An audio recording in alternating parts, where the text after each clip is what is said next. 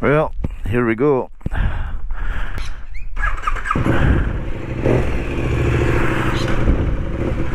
Let's have a wee test of this camera. I've now got media mode fitted. I've got an external microphone into the helmet. Got the camera mounted to the side of my helmet just to see what it's like compared to normal.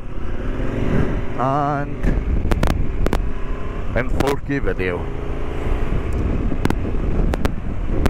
So I don't know what it'll be like. We'll go for a wee tour around.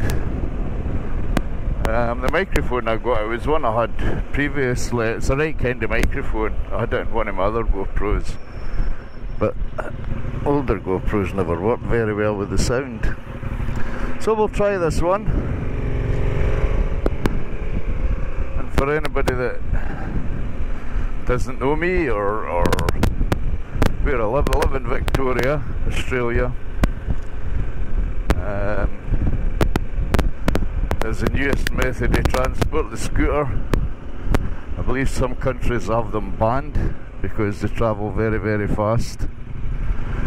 But they're quite legal over here, I believe. The only thing is, because they're so fast, people use them on the road and they're a pain in the arse. There's been one or two killed already.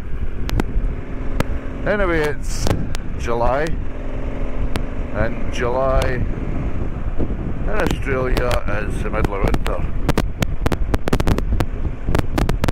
So a lot of the trees are shedding their leaves, or just, although a lot of the trees here don't shed their leaves like some of the gum trees and things like that. They stay green, which is quite good.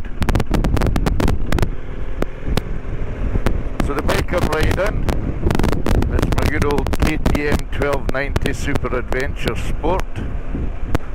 A 1290, actually it's actually a 1301 engine, and it rates at about 160 horsepower. I've got K&N filter on it, I've got a Delcovic exhaust on it. That's why it sounds so good. So this is Wyndham Vale area.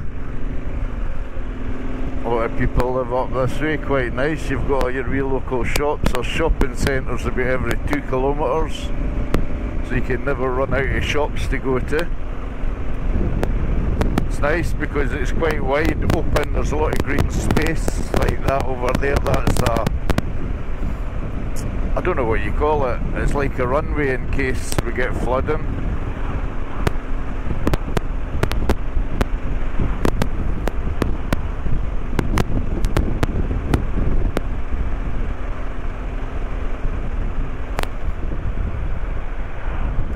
So just like in Australia, it's like everywhere else, bloody traffic lights everywhere, roundabouts everywhere. What I'll do is I'll take you down to Werribee, down to the main street, and I'll let you see what it's like.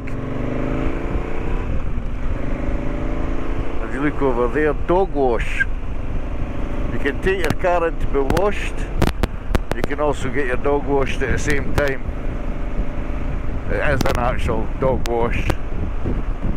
I don't know whether it has a separate facility, youngsters with their KTM, a separate facility for the dog, or whether you just tie it to the bar on the car and let it follow you through the car wash.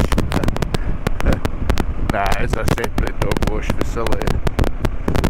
And here to the right, round there, is Werribee Racecourse. It's where they do a lot of the racing.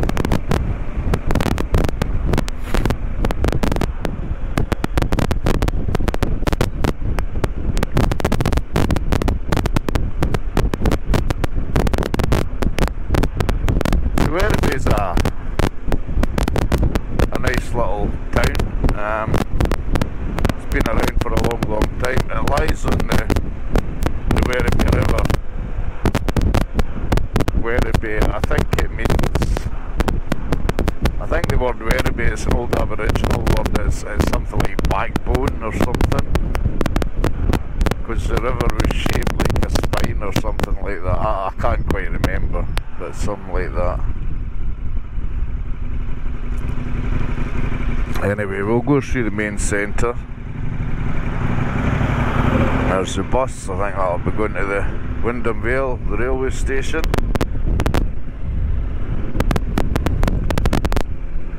So just in front of you here, across the road, that is the new railway bypass that they built. There used to be a level crossing here, just over there, where the bridge is. And the government had this, because of the amount of accidents and level crossings, the government decided to do away with many of them in Victoria and either put the railway line below ground or put the railway line above ground. And here the railway line goes above. Further up the road, a place called Hoppers Crossing, it's the other way about, where the road goes over the railway line.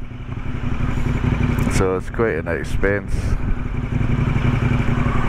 Now what I'll do is I'll just sneak ahead. The beauty of this thing is they've made it legal here to lane filter. So in Australia you can just shoot up the middle lane. Oh, that's nice. Right to the front. Just ready to rock and roll as soon as that light changes.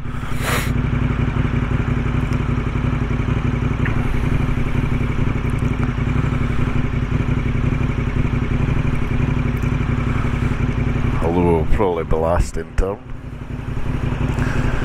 The railway hotel, Racecourse Hotel. New set of flats over there.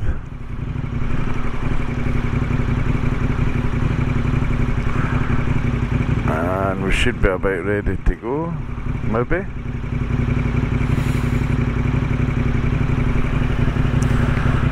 Maybe not.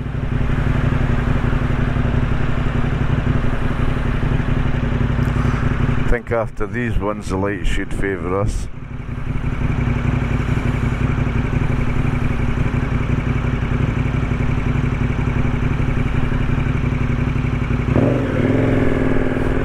And we're off.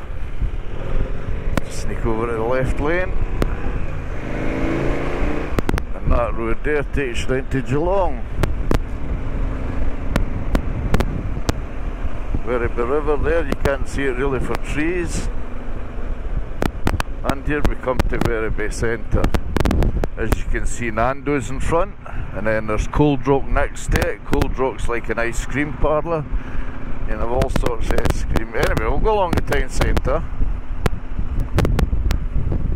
It's a very old-fashioned town centre. We've got Hungry Jack's here. For those of you in America, that would be Burger King.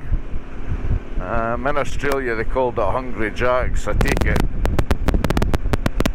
I don't know, there must have been a company with the same name as Burger King or something, I don't know. But anyway, they called it Hungry Jack's. So this has all been upgraded and it looks really nice.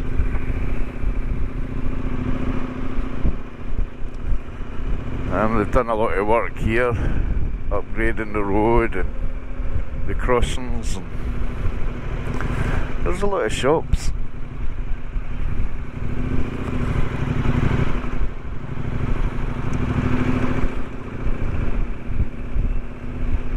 As you can see, a lot of the trees, the leaves are off of them now, with it being winter time. Saying that, winter time, it's 14 degrees. It only really gets cold first thing in the morning. It can get down to about 1 degrees. Very seldom does it hit 0.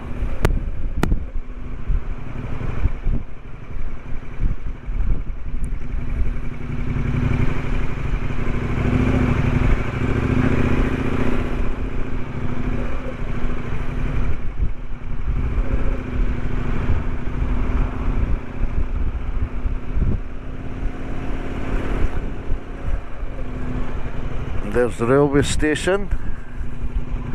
A lot of good shops down there as well.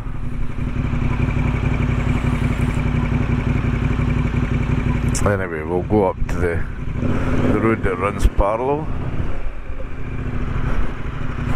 As you can see, when the crossing's on, when it goes to green, you have to watch, because I've never seen a country where you can have green lights and the pedestrian lights at green at the same time.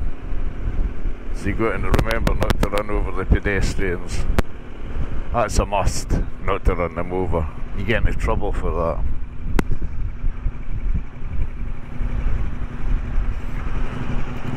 So this street runs parallel, we're going down to the right. It's all mostly, I don't know, shops and things like that as well, but church, some businesses.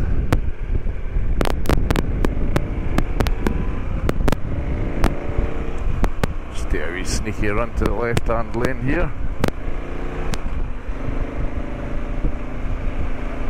Tyre service over there, Goodyear. And you've got shops in here to the left as well, the Reject shop, Office Works. It's quite good, it's a great wee town, you can buy virtually anything you want. That's Timmy's, that's a good shop, they sell just about everything in there. And then Wyndham Cultural Centre, where you have a lot of cultural things, if you're into that sort of thing.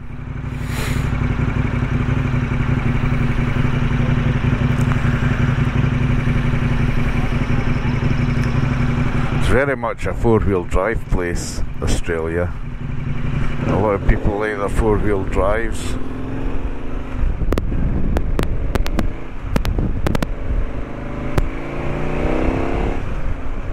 Aldi's, you can't beat Aldi's.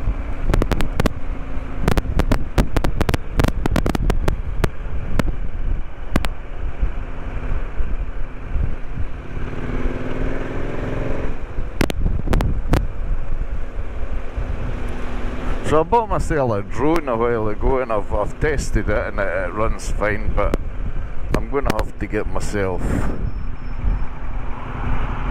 some more hours with it, get into practice and take it out and do some filming. There's a few places I want to go with it. Footy pitch down there and the river. Well, it's going to filter through the traffic, but the light's at green, so I better wait.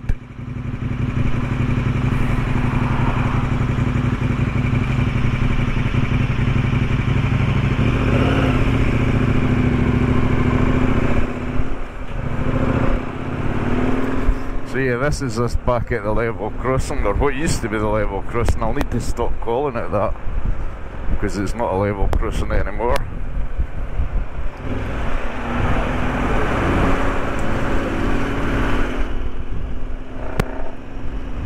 And over there is the Pokies. Pokies, when I first came to Australia, what the hell's Pokies? It's like amusements, penny arcades, except it's a lot more than pennies. You go into these places, and I suppose it's the same the world over, but you go into these places and people are sitting with bloody hundreds of dollars worth of change. We'll go along this way for a change. So there we are, the racecourse on the right hand side again,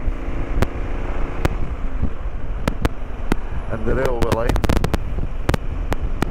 runs all the way to Geelong and beyond.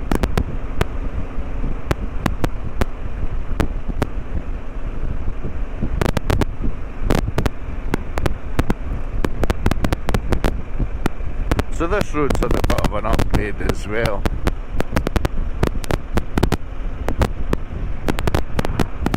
Because they've been doing the railway line and more traffic runs along here now, so they sort of upgraded it.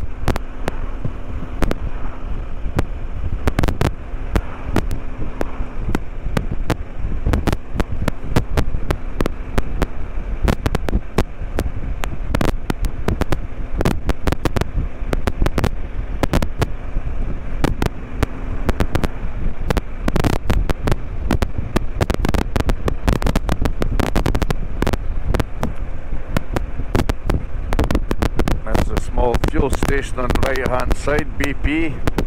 Don't know if any of you use BP. I downloaded the BP app for my phone.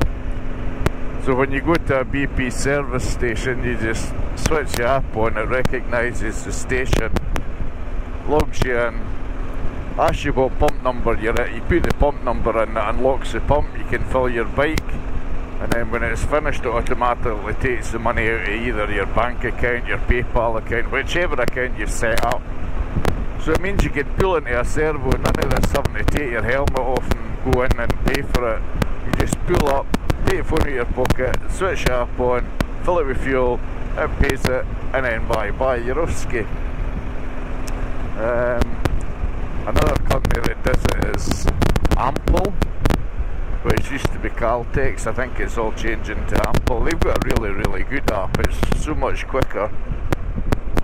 So BP needs to get his finger out to keep up. Away in the distance you can see the Yuyang Hills. I'll take a wee run up there one day.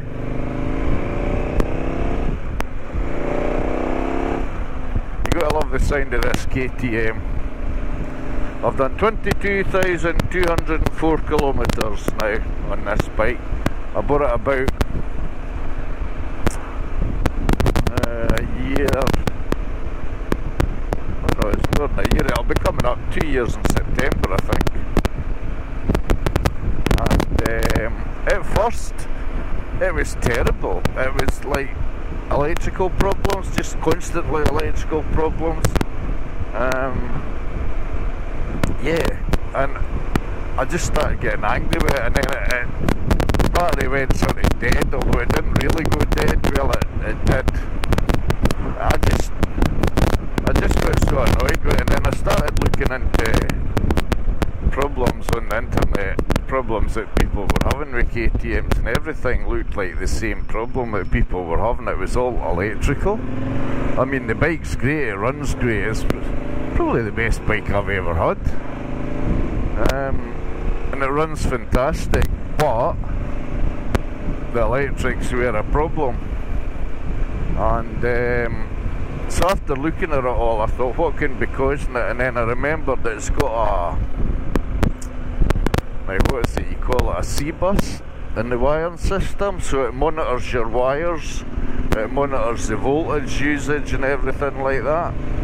So a lot of cars have them nowadays, so you know, if a headlight bulb goes out or a tail light bulb goes out, it comes up on your dash because this C-bus thing can pick up the drop in voltage, so it knows the bulb isn't working. And at the same time it can pick up a surge in voltage, which could be a problem, you know, cross wiring or something like that. Anyway, the KTM's got the same sort of system, and what can make it worse if you put on extras like air horns, a set of spotlights, or you know, anything in general, or if your battery's not up to 100%, then you're going to get all these wee electric problems whenever you try and use electrics, like a horn or flashing lights or anything. So I thought, I need a battery that's got a bit more power. So I went online and I had a look, and the best option was a gel battery. A gel battery is about the same size battery, except it's got more cranking amps. It retains its power more, it doesn't go flat like a lead acid battery. So I thought, I'll try it, I might as well. They're only 80 odd bucks out of AMX, so I bought a gel battery, put it in. Jesus, I've never had a problem since. I never have electrical failures or non-starts, or you know, sometimes with this bike, if it cut out at a junction, which would be my own fault, you tried to start it, it wouldn't, and you got warning failures, and oh jeez, it was a pain in the arse. That doesn't exist anymore. The bike was absolutely fantastic. You can stop, start without a problem. So anyway, that's it for today. That was quite successful, and I'll catch you later.